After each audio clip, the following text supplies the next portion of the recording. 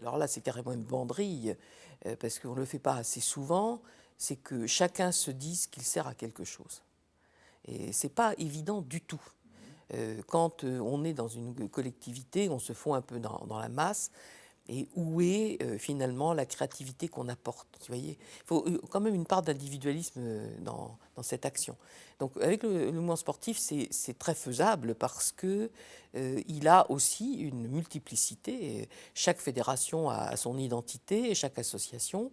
Donc qu'est-ce qu'ils peuvent chacun apporter, comment ils se voient là-dedans, dans le rôle, et leur montrer qu'ils sont tout à fait importants.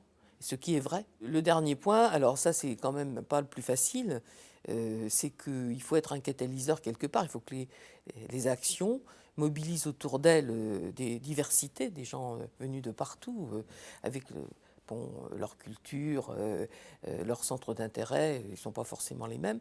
Et à ce moment-là, c'est les mettre ensemble sur une action et arriver à faire la mayonnaise. À Marseille, ils ont un jour réalisé que s'ils fermaient les équipements de pied d'immeuble pendant la nuit, les gamins qui étaient dehors jusqu'à des heures bah oui, très avancées, où est-ce qu'ils iraient? C'est pas très fameux que des gamins soient dehors jusqu'à des heures avancées, mais il faut bien qu'ils aillent quelque part. Ils ont fini par les ouvrir.